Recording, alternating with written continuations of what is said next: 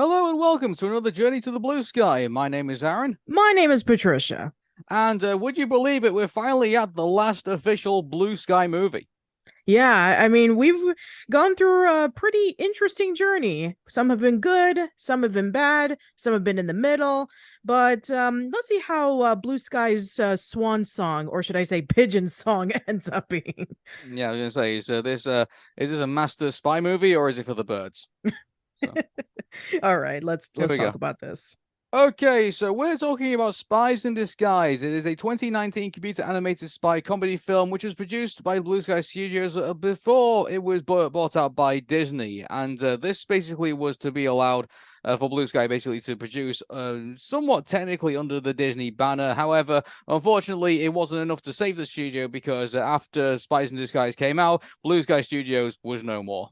I mean, So, considering that the last several movies in a row were very underperforming, I guess maybe that was like one of the nails in the coffin on why Disney decided to shut it down. I mean, there's also been some other rumors saying that Blue Sky Studios was going through major debt, but yeah, it hasn't been 100% confirmed on why it has been, but for Spies in Disguise, this is the low point, unfortunately, because it is Blue Sky Studios' lowest grossing film. We talked about that, in Epic and in Ferdinand, in which like it doubled the budget. But in this one, it barely made back its budget. It was $100 million and it only brought in $171 million. It was that underperforming. yeah. So why did it perform that poorly? Well, let's get into it.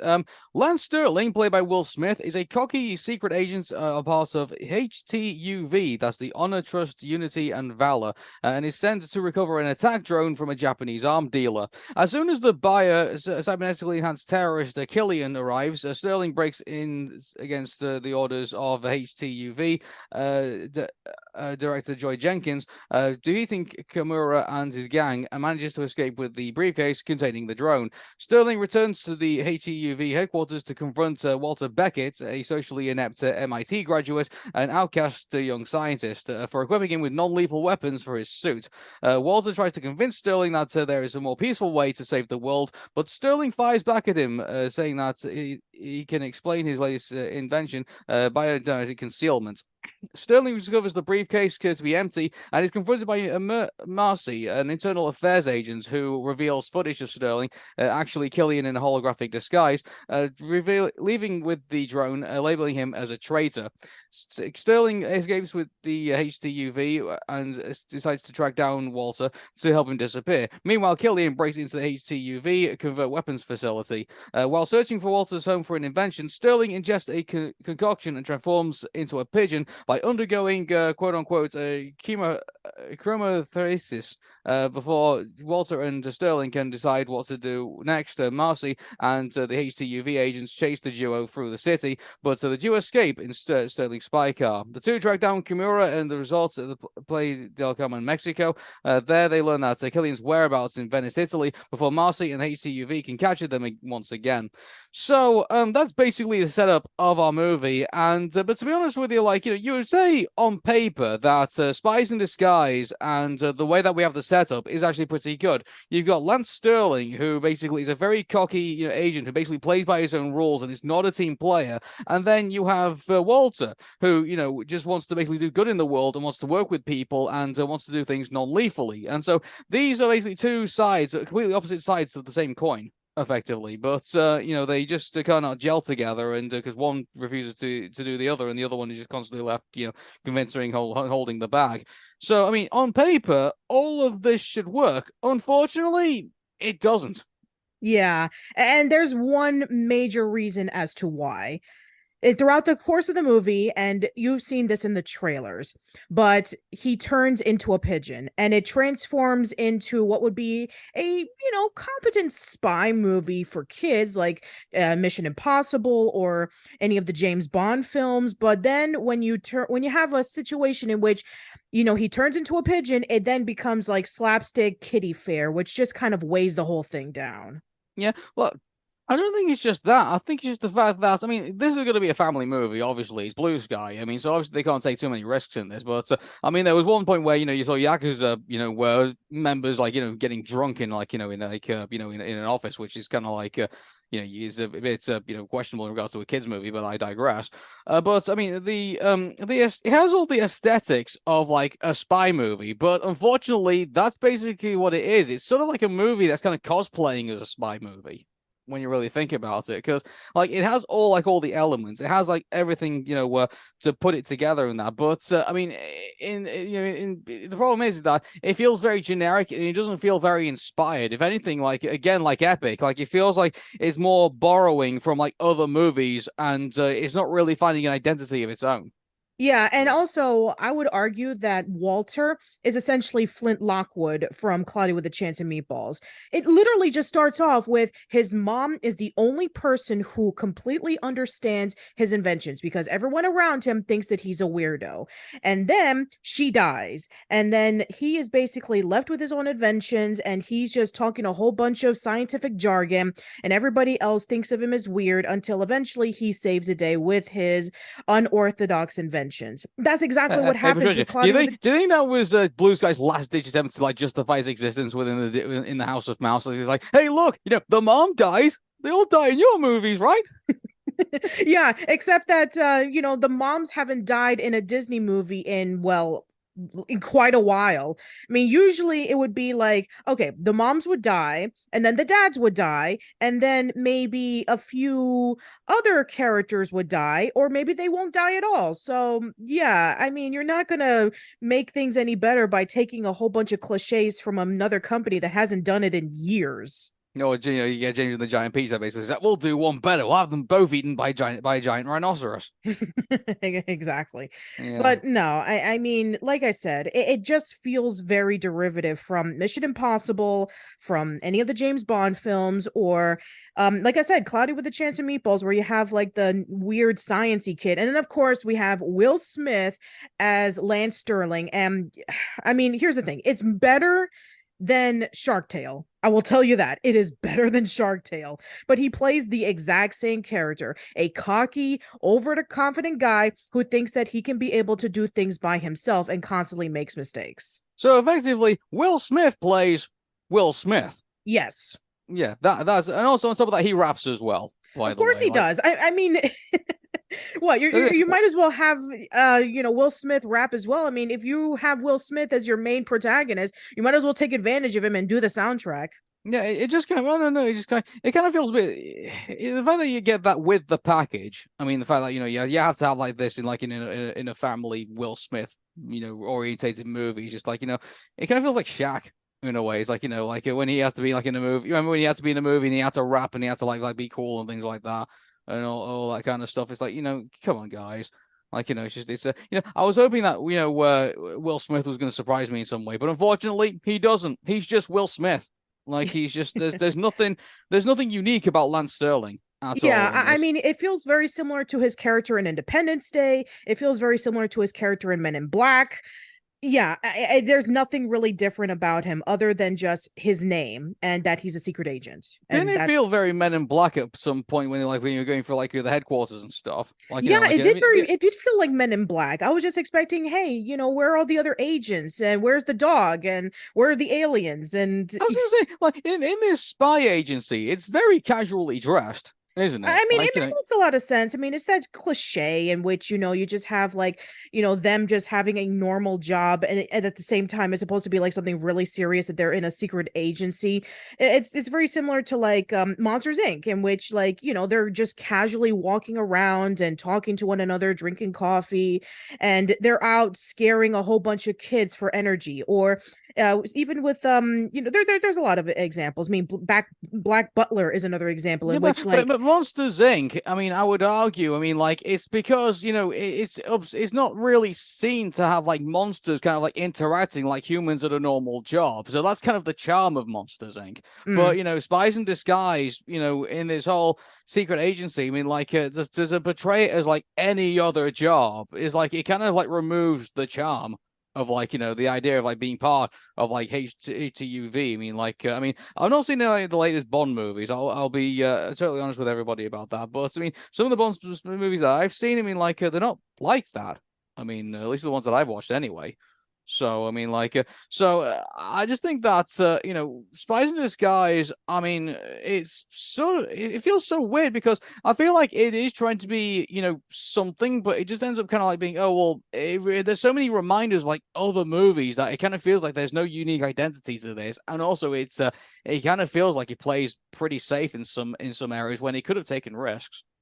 yeah, well, I mean, it's unfortunately we've had this conversation before where they essentially borrow a lot from other sources and they try to do it their own way, but unfortunately they just play it the same way as we've seen it in other things. I mean, the same thing happened with Epic, where it's like a generic fantasy tale, where we've seen this in Fern Gully, we've seen this in Avatar.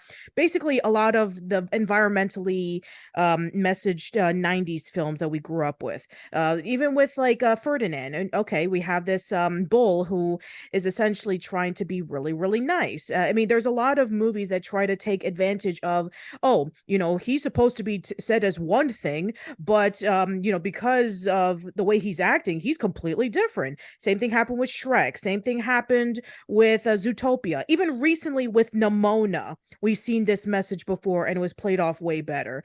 I mean, yeah, here with Spies in Disguise, you think, okay, a spy movie. Oh, this will be really interesting to see Blue Sky Studios do a genre of films that they haven't done before. But it's very similar to a lot of spy movies that we've seen. And even if you've never seen a spy movie, you know of the tropes and the cliches.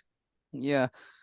So, the one thing I'll say about the characters is that I mean they're all stock, effectively. Like you've got Will Smith basically being Will Smith. You got like the geeky Walter, who we've basically seen this kind of character before, like you say in Cloudy the Chance of Meatballs, and also I'm pretty sure we've seen this character in various other movies as Yeah, well. I Nothing mean, unique about especially Tom. with like even recently with like Mission Impossible, you have to have like the guy who's in the computer and he's telling the secret agent, okay, this person is in this location, you need to sneak around and they won't be able to catch you. I mean, like we said before in the Mission Impossible films, guess who is the person who plays as that character currently? Simon Pegg.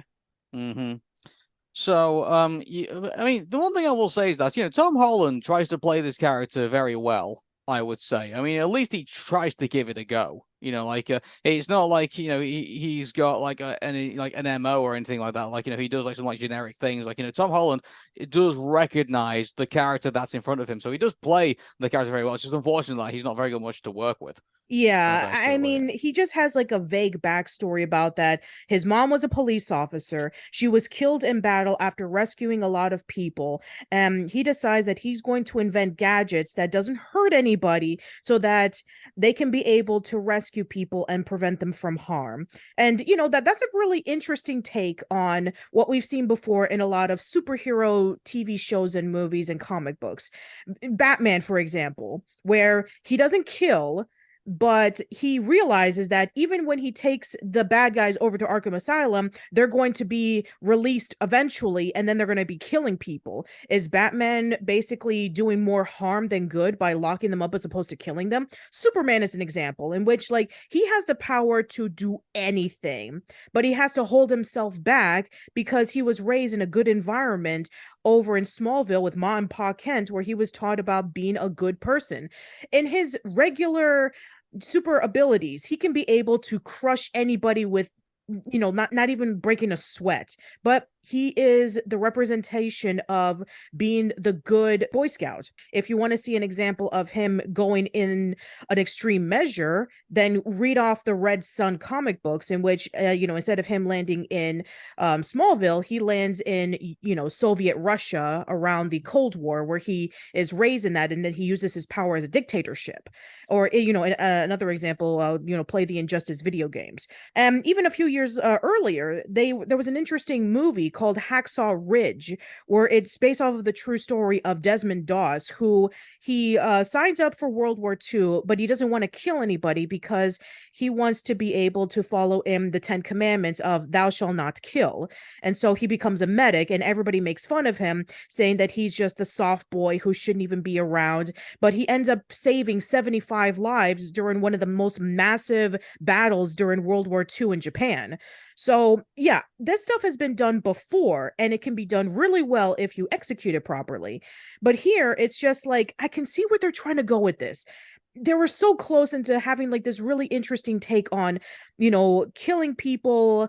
It doesn't solve anything, for the most part. If you want to be able to try to write around the fact that you have the main villain of the story, Killian, who wants to take revenge on Sterling for basically killing off all of the members of his team in Kyrgyzstan and almost killing him, where he has to have like a face that can be able to turn into a whole bunch of different faces, and he has a claw for his hand. Insert Inspector Gadget joke here. But yeah, again, like, I would say that he's probably the best villain that we've seen in Blue Sky because of his menacing. But if we were to take away from just comparing it to other villains in other animated movies, he's pretty generic. Yeah, there's just nothing interesting there.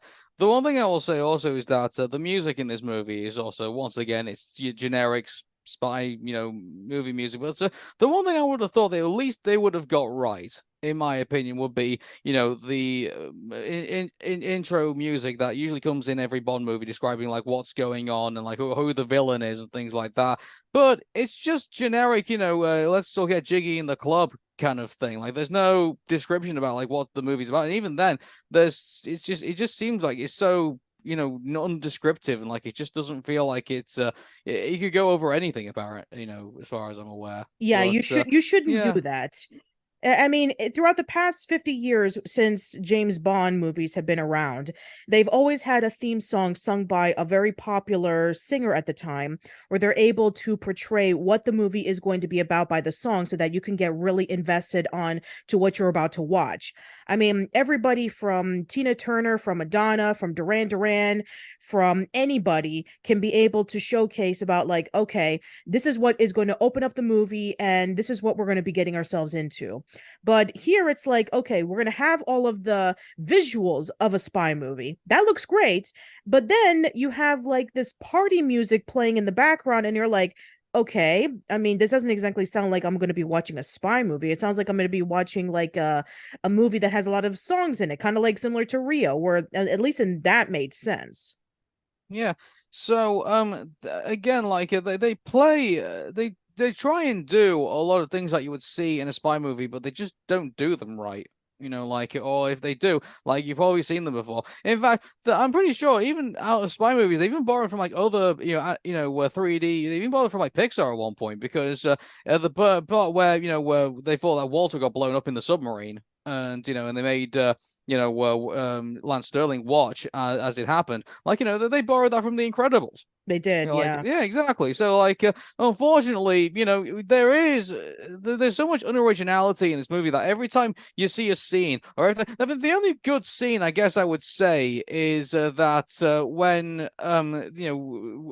they're on the boat, and Lance Sterling is obviously the pigeon, and Walter are basically having that talk about what's the best way of going about it. And I mean, to be fair, like, I actually like that conversation, because Lance Sterling is basically seeing how awful human beings can be, and he's had to do all that he can to stop them and everything. And so I mean, he has that conversation, and then Walter says, "Oh, you don't realize how that I've also seen the awful side of this as well, because of my mother dying." But I mean, he doesn't mention that. But I mean, also on top of that, Lance Sterling only finds that out when he's obviously a pigeon, and Macy and Macy and Walter having that conversation, and he only realizes that after the fact. So, I mean, that was a really good conversation in the movie, but unfortunately, like, one scene in a movie, unfortunately, doesn't really save, the other, 100, sorry, 98 minutes that's probably, like, left in the movie to kind of, like, play with effectively. And so, unfortunately, there's like only like a 4 minute segment I could probably say is like, the best part of the film. And it should be like, one of the best segments in the movie, but unfortunately, it's the only segment. Yeah, I mean, you would think that also the scene in which when Killian tells tells Lance about the reason why he's doing this in the first place is because he wants to be able to get revenge on Walter and the organization that he works for, because he killed off all of his men and then left him disfigured when he's supposed to be the hero. He's supposed to be saving everybody. But yeah, you would think that that would be like an interesting scene because we find out the motivation of the bad guy. Wow, we actually find out what the motivation of the bad guy is.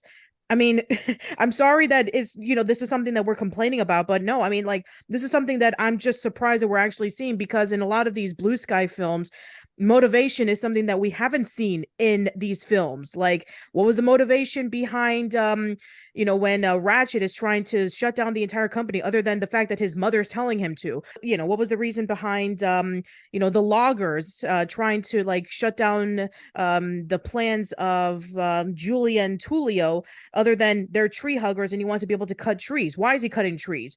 Because he's evil. It's like, yeah, if we finally have a motivation of a bad guy in a blue sky movie, this is something we should be like happy with. It's like, finally we have motivation. But the motivation, again, is just like, oh, you killed my men, you disfigured me, I want to get revenge. This should have been something that we would have been looking forward to seeing, and maybe even getting a deeper backstory on, like maybe a flashback or something.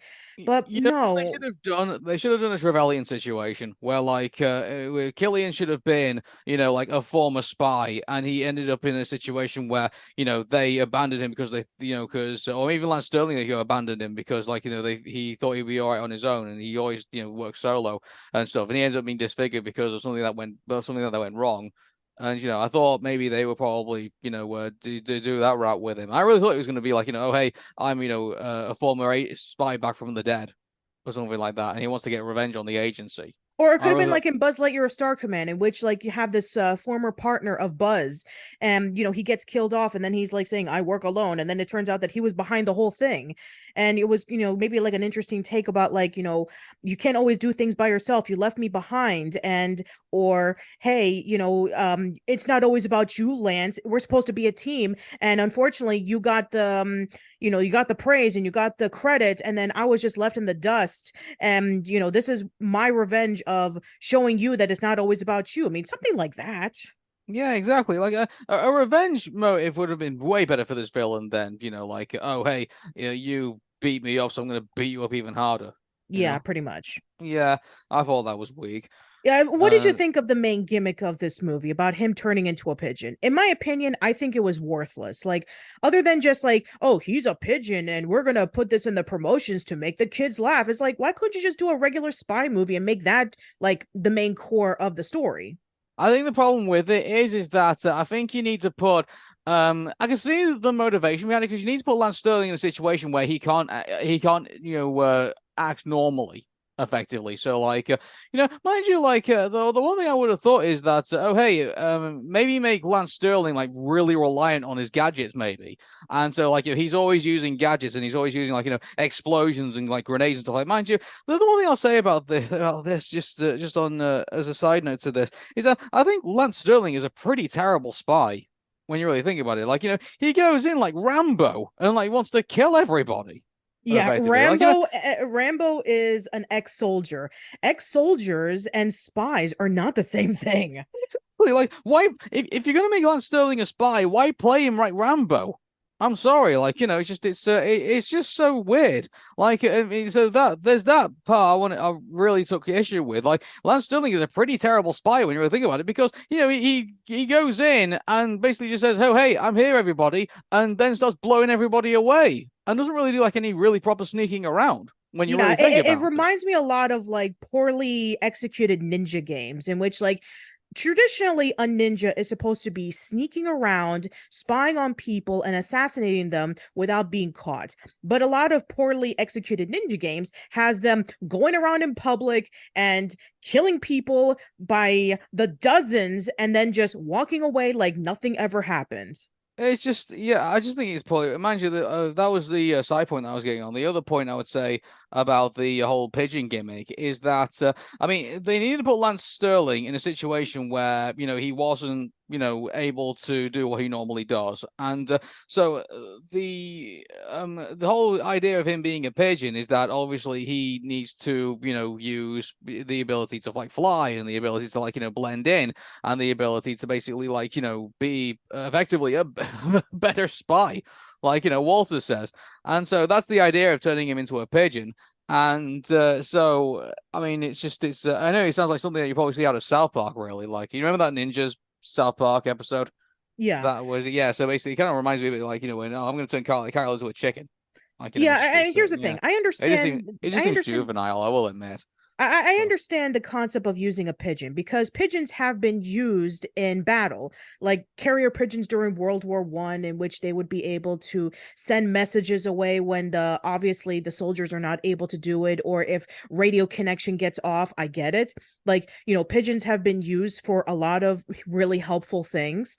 But yeah, the way that they played it off is it's kitty stuff. Like you have like this a bunch of serious things happening before the whole thing happens. The whole pigeon fiasco happens. You have the yakuza gathering, drinking, and you have a lot of fighting and violence and people getting killed, and then you have a serious story in which you have like Walter trying to prove himself, and then Lance is firing him, and you're supposed to feel like really sad because everybody thinks of him as a weirdo. And then the moment that he gets turned into a pigeon, we have like a lot of pigeon jokes about like, I have like 360-degree vision. I can see you and my butt at the same time, or eating food from the floor, or interacting with a whole bunch of other pigeons, making him his flock, and they're just eating a whole bunch of random garbage and they're just hanging around him and won't leave and stuff like that.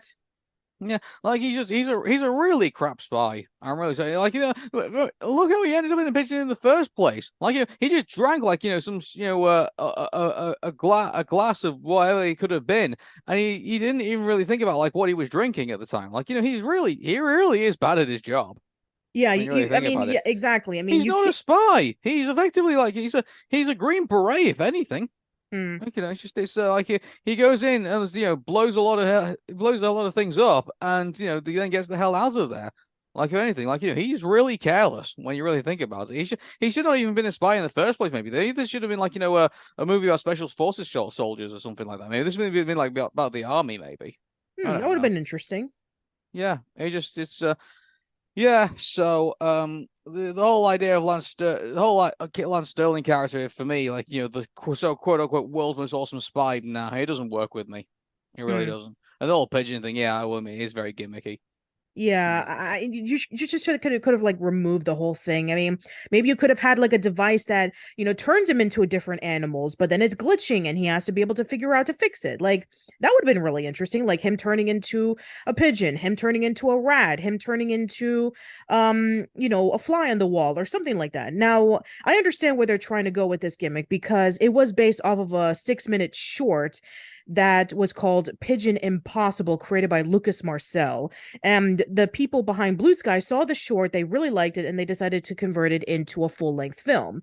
So I get the whole pigeon part, but there's such thing as creative liberties. Yeah, like, well, the whole idea of like taking that and putting it into a big film. There's a reason why things are short films. Keep this in mind. So, like, Now, and I yeah, understand like short films being converted into like pilots for TV shows, like that makes a lot that makes sense because a lot that's how a lot of cartoons are picked up nowadays. If you see something on the internet created by, one person who has a passion for this idea, and if you like it, then I can see where, the idea of that comes in. But I don't really hear a lot of stories about shorts being converted into like full-length films. yeah, but I mean, this to me was just a bad idea.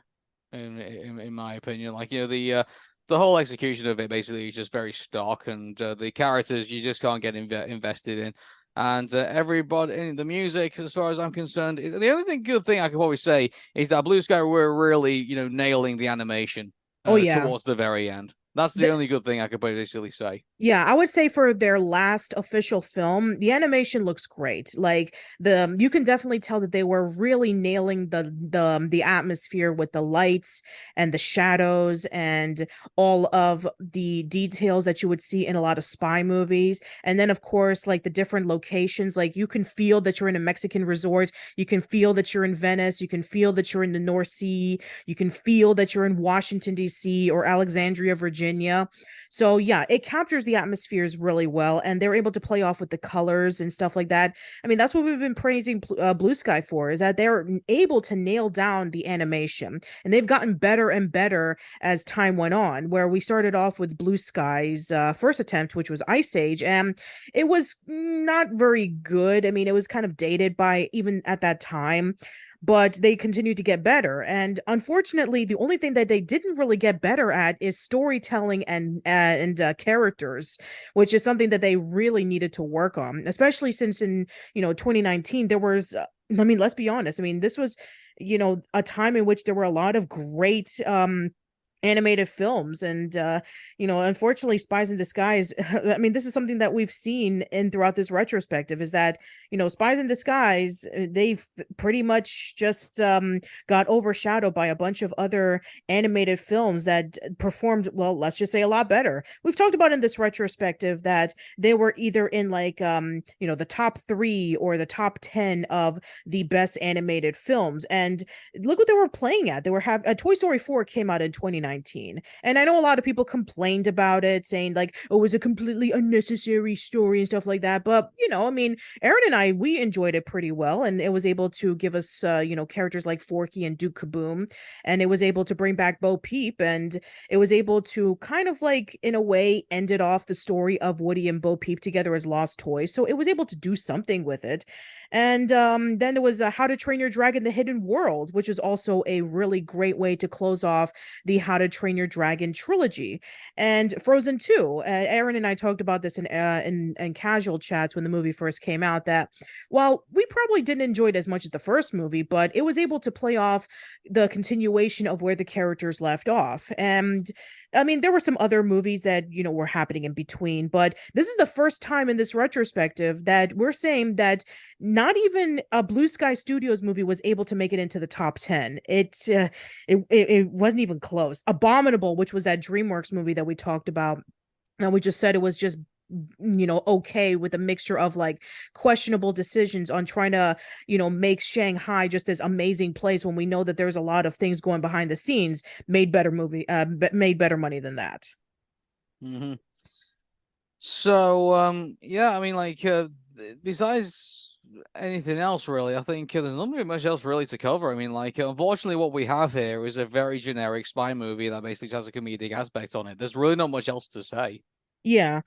I mean, I will admit that it's probably better than some of the other Blue Sky movies that we have seen, but Not by much. not by much. Yeah, I was just gonna say that. Yeah. Okay, I think we're ready to rate this, I think. All right, let's do it. Okay. Right, so unfortunately, I would love to have had Blue Sky like have, a massive swan song. I guess we'll have to say Nimona is probably their somewhat swan song, even though it was, finally finished by a different company. But unfortunately, if we have to call this like the official swan song of Blue Sky Studios, it's not a great swan song, unfortunately. It's a pigeon song, effectively. It's so the music is really doesn't make all that much sense. The character designs, I mean, are pretty much what you would expect from Blue Sky, I guess, at this point. The animation is getting better immediately, but unfortunately, it's a very generic spy story. It's got just the comedic elements in it. The characters also, are kind of borrowed from other movies. There's also elements within the movie that also feel like they're borrowed from other movies. So, I would have to say, as a final total, I'm sad to say 5.5. I'm gonna give it 6, because I feel that there are some good things in this movie, that they are trying so hard to be able to make you care about the characters and the story. But again, it's stuff that we've already seen before, not only with spy movies, not only with action movies, not only with animated movies, but stories that you probably have heard in anything, video games, books, anything. You would think that maybe they would be able to transform it into something completely different while at the same time using familiar elements, but nah, not really. So yeah, 6. And, well, we would say that this is finally our end to the journey to the blue sky, but it isn't. We are now going to go through what basically is a tradition here in Old School Lane, our top 5 best and top 5 worst Blue Sky Studios movies. So we are going to allow you, the fans, to decide, what you think is the top 5 best and top 5 worst, and also we'll give you our thoughts on it too. Yeah, So, and we're yeah. going to give you 2 weeks on this because we will be taking a look at the other nuggets of Blue Sky that were left over. We have Scrat Tales, which is a mini series, which won't take as long as, say, Doug Days, because it was only like 4 episodes and they only lasted for about like maybe 4 minutes. And then we have, unfortunately, the first attempt of Disney trying to adapt something from Blue Sky, which is The Adventures of Buck Wild. So as soon as we're done with those, then we'll give you our top 5 best and our top 5 worst. Until then, take care, everybody, and bye bye for now. See you later.